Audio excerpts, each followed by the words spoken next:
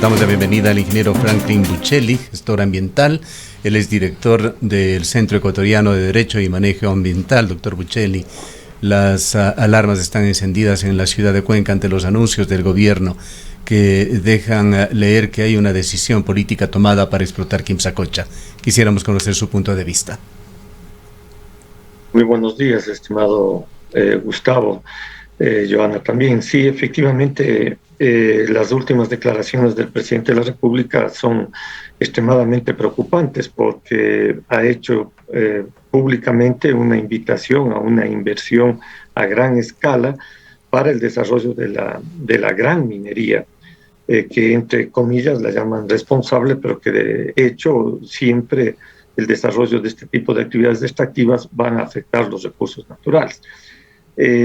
Esto sí, en lo que es del foro de acá, de la provincia y de la región, es sumamente preocupante toda vez que ha existido una consulta popular, existen disposiciones a nivel constitucional y reglamentarias que determinan el desarrollo de esta actividad en áreas que no son protegidas o que no constituyen riesgo en zonas de recarga hídrica. En este sentido, pues, el tema que se ha planteado pone nuevamente sobre la mesa el debate de llevar o no a cabo este tipo de actividades, a más de que tenemos como precedente ya en nuestra provincia y región el pronunciamiento de la ciudadanía respecto del cuidado de las fuentes hídricas. Entonces, es totalmente contradictorio esta situación y a través de las autoridades correspondientes y en función justamente de la elaboración de la herramienta técnica que está establecida en la Constitución y en la ley que es del Plan de Ordenamiento Territorial, este tipo de actividades ya dentro del cantón están prácticamente excluidas, no solamente por carácter técnico, sino también por el pronunciamiento que conforme lo establece el 398 de la Constitución, lo ha hecho ya la ciudadanía de manera general. Ingeniero Buccelli, sin embargo, no deja de preocupar todos estos anuncios de avanzar en procesos de extracción minera en el país, y uno de los proyectos que se aspira a desarrollar es Quimsacocha, hoy conocido como Loma Larga. Incluso se ha dado a conocer una inversión de más de 340 millones de dólares por parte de una de las empresas que adquirió el proyecto, que es la Dundee Precious Metals. Esto quiere decir que hay sin duda alguna un acuerdo, un compromiso, la intención del gobierno nacional de, más allá de las consultas populares, de los planes de ordenamiento territorial y de lo que piense y diga la ciudadanía, avanzar con este proyecto. Es preocupante efectivamente porque recordemos que el presidente en su campaña y en su propuesta de trabajo indicó claramente que se van a respetar. O sea, aquí no se trata de estar en contra ni a favor de una actividad como tal. Aquí lo que se trata es de determinar en dónde se va a desarrollar esa actividad y cuáles son las consecuencias o los impactos de carácter socioambiental. Entonces, el proyecto Quimsacocha efectivamente ha tenido una serie de reparos, y no por el hecho del desarrollo de la actividad, tanto en la fase de exploración avanzada como en este caso ya se anuncia la fase de explotación, sino fundamentalmente por el lugar en donde está establecido. No olvidemos que esta es un área protegida desde el año de 1985, es parte del bosque y vegetación protectora Nuncay-Irquis, que está bajo la tutela, digamos así, de lo que dispone el artículo 406 y 407 de la Constitución. Por lo tanto, son humedales, son zonas de recarga hídrica en donde este tipo de actividades son totalmente incompatibles. Si es que hubiese esa intención, lo que yo creo es que se va a generar un conflicto social muy álgido en donde nadie va a terminar ganando, sino que efectivamente este tipo de controversias se van a seguir manteniendo, ¿no? Y las consecuencias, además de aquello, es lamentablemente la disminución de todos los servicios ambientales que en este caso las quimsas, que son las lagunas, ofrecen a las poblaciones de San Gerardo, de San Fernando, de Tuplín, de Girón, y obviamente para acá con las nacientes del río Victoria del Portete, que viene hacia la zona de Tarqui. Entonces es una zona de influencia sumamente importante, en donde incluso está prohibido el cambio de uso del suelo. Esto lo determina el artículo 252 del Código Orgánico Integral Penal, por el tema de ser zonas agroforestales y de cultivos que están garantizando la seguridad alimentaria. Entonces son una serie de elementos que no se tratan de decir si queremos o no reactivar la economía, si queremos o no generar empleo, sino más bien de pensar sosteniblemente en el futuro de esos servicios ambientales que son tan necesarios para la colectividad. El gobierno, de acuerdo con las declaraciones que vamos escuchando, que se van tejiendo, y también el punto de vista de los sectores mineros expresado a través de páginas web de las cámaras de la minería, hablan de una serie de aspectos desde el punto de vista legal. Algunos abogados nos han dicho ya que se tratan de leguleyadas, que se está analizando, buscando las costuras de las consultas populares que se han hecho para encontrar sus debilidades, de que entre otras cosas estas no pueden tener una retroactividad, que esa concesión se la hizo a las empresas canadienses y hace aproximadamente 20 años, que hay compromisos del gobierno que en caso de retractarse podría significar millonarias demandas al Estado. Por otra parte, se adorna también la píldora hablando de que se hará allí minería sustentable con las técnicas más modernas de explotación, de que no es una mina a cielo abierto, de que es una minería subterránea. Quisiéramos conocer, con su ilustrado punto de vista, ingeniero Bucheli, ¿cuál es la real amenaza que se vive allí en Quimsacocha, zona minera y lagunas que se encuentran justamente en la cumbre, y al pie de esta cumbre se encuentra el acuífero de Tarqui? Efectivamente, Gustavo, lo que usted manifiesta, se han utilizado una serie de artimañas, y yo creo que para darle legalidad y legitimidad a cualquier actividad productiva, no se diga una extractiva, tiene que estar enmarcado dentro de todo lo que el ordenamiento jurídico y el marco constitucional lo determina.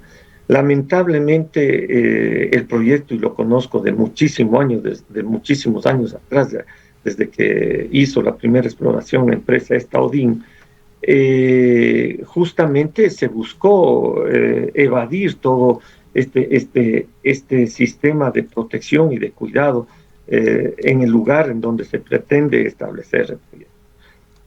Ahí también se había dicho de que no hay, como usted refiere, aguas subterráneas, cuando los estudios hidrológicos lo determinan con claridad meridiana. Por eso es que están aflorando estas lagunas superficialmente.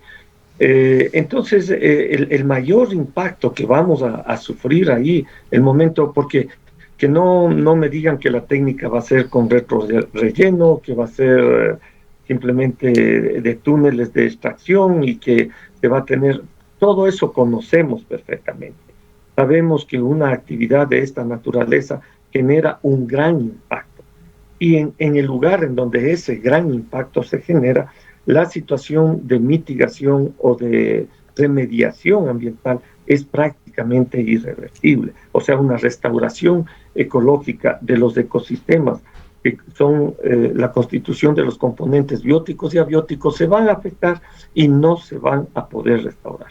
Ahora, la afectación de esta situación, la consecuencia gravísima que trae, es obviamente la contaminación y la afectación de caudales ecológicos. Los caudales ecológicos que requieren y alimentan varios del sistema hidrográfico que tenemos ahí, y que son de gran importancia para el desarrollo de la región. Entonces, poner en riesgo una situación de esa naturaleza a cambio de sacar miles de onzas por un determinado valor de oro y de plata, después no vamos con ningún dinero del mundo a poder restituir. Claro. Algo de lo que no se habla en el discurso gubernamental es de los costos de reparación ambiental.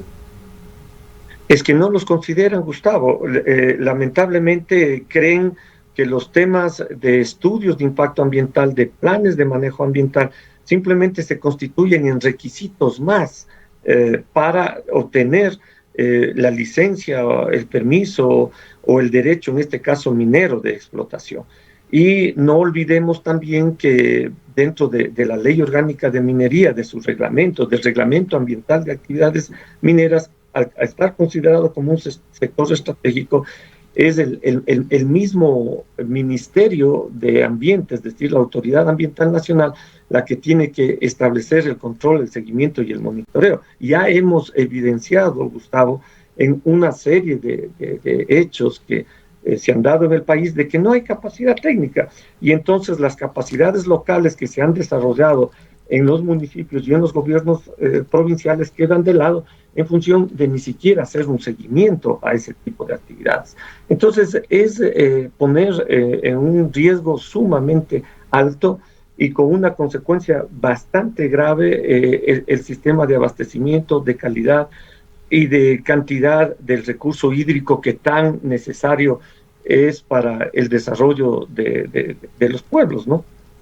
Ahora, ingeniero Buccelli, todo esto de alguna manera se justifica por la necesidad de recursos, de que el Ecuador ha venido arrastrando una crisis económica y que es el momento de la reactivación para la generación de empleo, para educación, para salud, poniendo en un peso estas necesidades sociales de tener empleo, trabajo, salud, educación, frente a lo que implica intervenir una zona como esta. ¿Cuáles son las reflexiones que tiene usted? Bueno, hay alternativas, hay muchas alternativas. El tema es de que si queremos que el desarrollo esté enmarcado dentro de la sustentabilidad y de la sostenibilidad. Ahora, claro, cuando requerimos recursos inmediatos a costa de afectar los recursos naturales, obviamente que este es uno de los caminos, los que ha anunciado el presidente, ¿no?